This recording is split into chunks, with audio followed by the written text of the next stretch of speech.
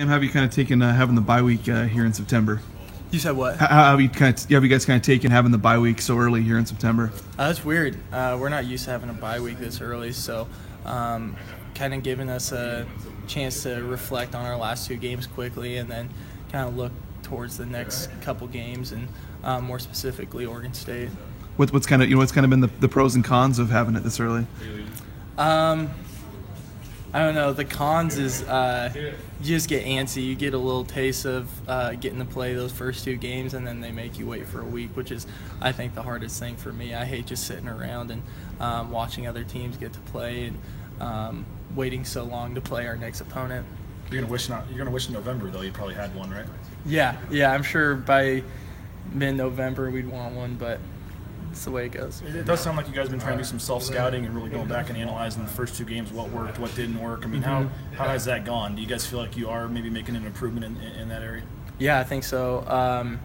Really kind of treating it like the first couple days of fall camp, going back and doing a lot of individual stuff and kind of perfecting our craft and reworking through some of the mistakes that we've made in the last couple games, and then starting to look on to Oregon State. Defensively, you guys had quite the challenge the other day. I got kind of hairy there at the end, but how do you think you guys did?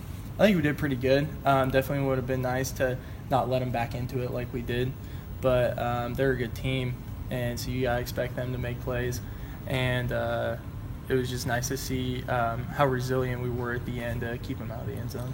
Through two games, what do you think the defense has done really well, and moving forward, what do you think the biggest point would be to try to improve? I think we've played together as a team really well. Responsibility sound. Definitely the biggest thing that we need to emphasize is turnovers. We lost the turnover margin to Washington State, and that's been a big emphasis from last spring, is getting turnovers, and we haven't really gotten that accomplished yet, so that's still a big goal for us. How do you think you've done so far this season? Obviously, you've been able to get a couple sacks, block a field goal. It seems like you've been pretty productive. How do you feel you've done? I feel I've done all right. Definitely a lot of things to work on still, and I don't know, just little mental things, and just kind of staying in the game and trying to find a way to make plays more.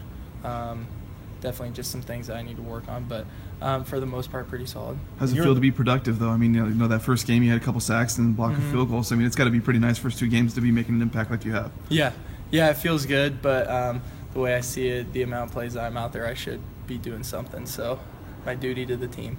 When you block a field goal, do you have your hands up? I mean, can you see it coming?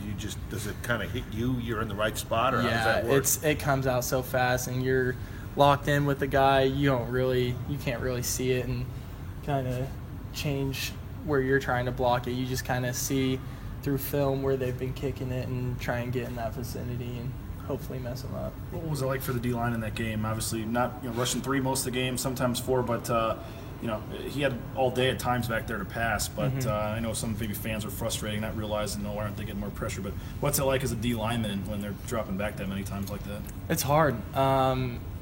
It's kind of the same as playing a team like Air Force, but instead of stopping the run, you're stopping the pass, because the minute you slip up in your responsibility, if you get outside to try and get to contain real quick, he'll hit a under route through the B gap or something like that. So that's one of the things that we were trying to hold off. We were trying to press the pocket and try and keep him in there so he didn't really get comfortable back there. And we knew that they were going to complete passes. That's their offense. We did a good job stopping their run, and I guess a win's a win. How big a challenge is it to rush 3 against 5? It would seem like if they've got 5 guys blocking 3 guys, that's a tough ask for the D-line. It's hard. It gets tiring, but you got to try and make use of the one-on-one. One of the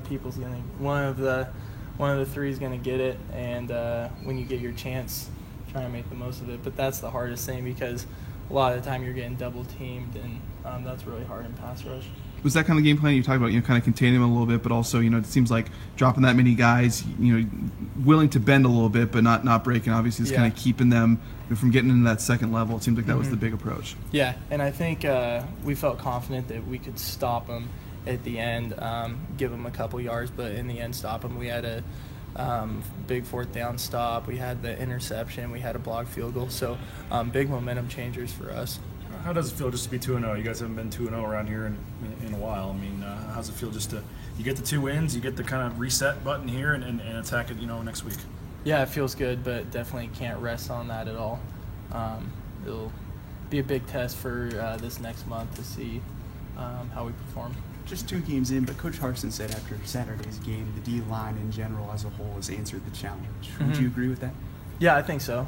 I mean, we still have long strides to go, but I think for the most part we've gotten out to the right foot, so I think we're doing good. David Moa, how much do you use the nickname Moa Constrictor? And also, what's impressed you most about his start to the season?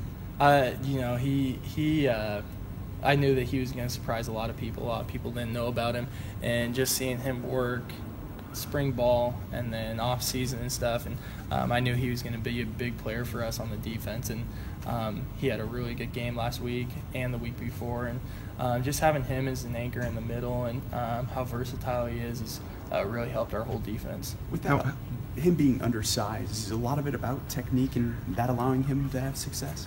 Yeah, 100%. He has great technique, great speed at that position, and that helps him out a lot. He's not just sitting there in one spot. He's able to get out and move, and it allows our whole defense to get out and make plays. How much have you been looking forward to this game? It's pretty close to home and stuff like that. How much have you been excited for this one? It's been cool. I've definitely had it circled for the last couple of years. Just an opportunity to get back home and get to see a lot of people that have helped me get here on the way, and hopefully see them at the game. So that'll be cool. Playing in front of kind of a home crowd down the road a little bit, but it's just another game. They offer, have out? I think around 30 or 40 around there. So, yeah. they offered you at high school, is that right? Yeah. Did they? Okay. Yeah. How far is home from Corvallis?